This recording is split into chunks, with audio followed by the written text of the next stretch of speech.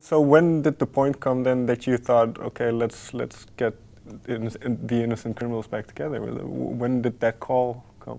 Well, we were apart for 7 years. The first couple of years were rough, and then things started to smooth out as friends, and we realized the friendship between us was equally as important, if not more so, than the music itself. And then we started getting together individually, and then as a band we started meeting for dinners, and we started joking about it and imagining what it would be like, and we made it happen. And am I right saying that at first it was just touring again, but then you already had in mind an album? We started in the studio because I wanted to start new. I didn't want to go, I wanted to work forwards. I didn't want to start with anything we had done in the past. I wanted to take a foot into the future. So we started with a recording session and then went on tour. And then from tour, loaded back into the studio and recorded. What was the first song that you did that recording session? The first few songs didn't make the record. Okay. The first song that we recorded that did make the record was Remember When Sex Was Dirty. Okay. And that was not in the first session? That was the only song from the first sessions that made the cut.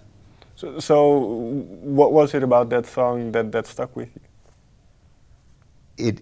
It excited everybody. Everybody got a really good feeling from it, and that song brought out a lot of enthusiasm and laughter, and because we all lived through it, you know, because we all remember when, you know, sexuality, whether it was homosexuality, transgender sexuality,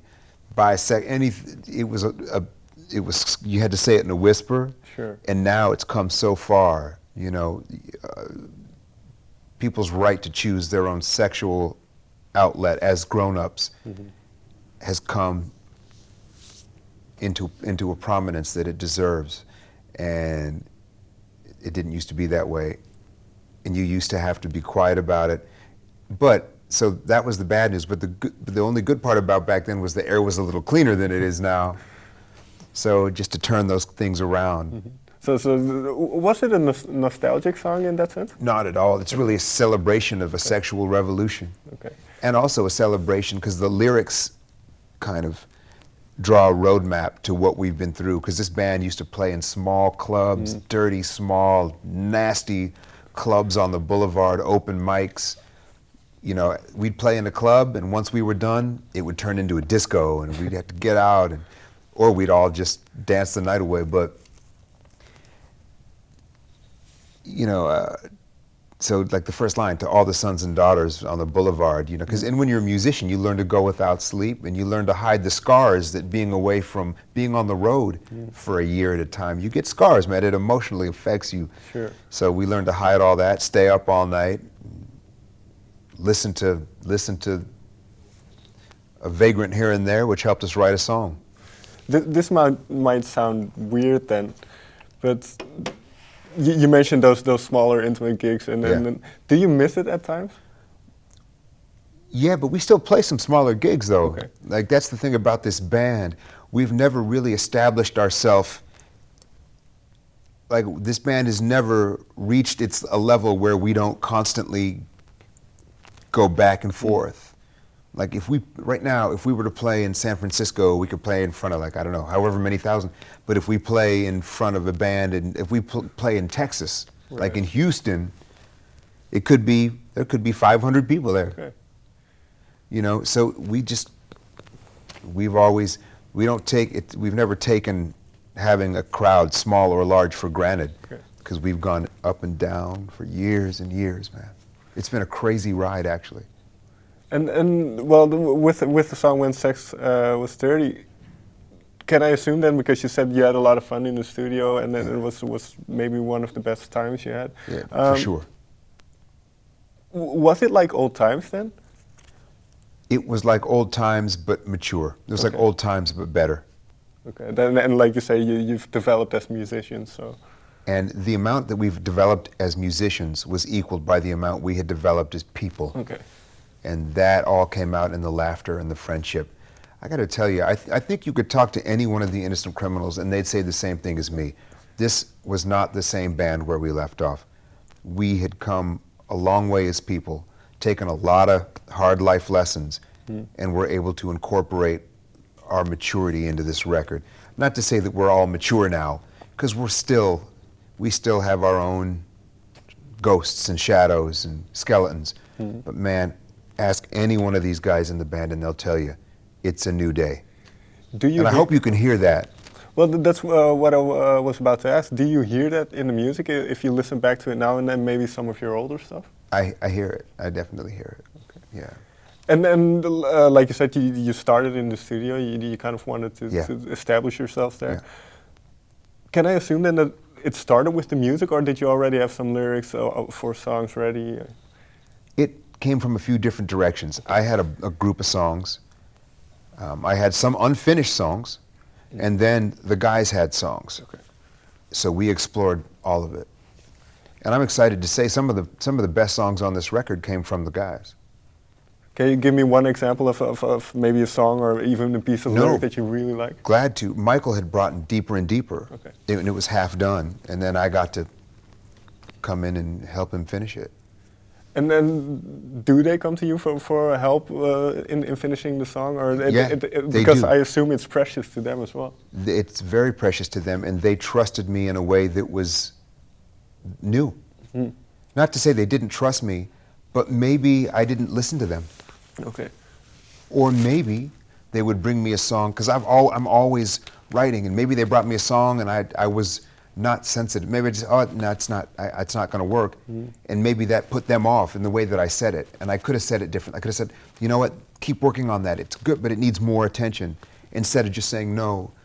You know, so that's part of the growth process. Yeah, part of that That's maturity. Part of me understanding, you know, how much work I need to do on myself to be a good band leader.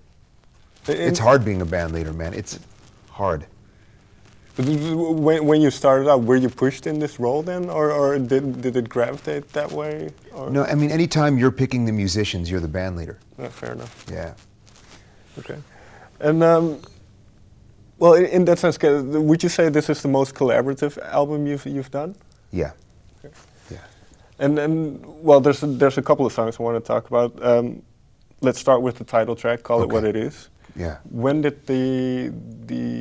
where did that song originate? When did the spark for that? That's one of the first songs that was written with the Innocent Criminals in mind, and that was written around just around the time of Ferguson. Okay. Maybe a year ago, a little more. And well, you've never been shy about having politics in your music. No. So what made you decide to focus on this? It wasn't something as much that I decided to do as something that had to be done. Okay. You know, I can't be just social activism is not a spectator sport. So I had to jump in. And were you worried in a sense about, well, you said before, so I'm guessing not, but were you worried about how people would react to the song? I think it's an important question, man, especially with a song like that. If you write a song that makes someone ask, should you be worried about that song? You've probably written the song. That's a sign that the song has what you want it to, because you got to strike that deep. Doesn't answer the question. The question was no, because I don't ever worry about how people are going to perceive. If I worried about what people were going to think of my music, I'd be at a standstill. I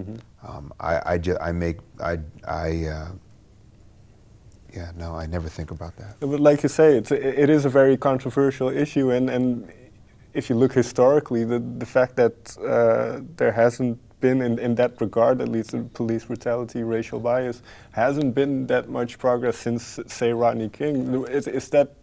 It's dangerous. It's a dangerous sentiment when we say because I think there's been huge strides made culturally in the name of race in America. Otherwise, there wouldn't be a black man in the White House. Sure. What's going on now is every step of all of our lives are on tape. Everything's being filmed now. So while things have gotten better and more diverse, whether it's sexually, racially, or in gender, and there's a long way to go, mind you, things have gotten better. It's just now we're able to document it and see it in real time, what's really been going on all along. Police brutality didn't start with the invention of technology and Sure. recordable cell phones. But now that things have gotten better, it's clear to all of us that they haven't changed enough. And it's now come to a head. And well, what you just mentioned, you say social activism isn't a spectator sport, and I think I wrote a lyric down that kind of has that same sentiment. I think it's in Dance Like Fire, where you say the real revolutionary won't hide in his home. Yeah, that's it. So do you feel kind of the because you also have this platform of where people listen to what you say and what you sing? Do you feel I can't find the right word for it, but Do I feel pressured maybe to... well, not necessarily pressure, but Tell the duty to kind of talk about important stuff as well. I got to do it. It's just it's always been, you know, I've always, that's been one of the cornerstones of my songwriting principle, is to get underneath, you know, underneath that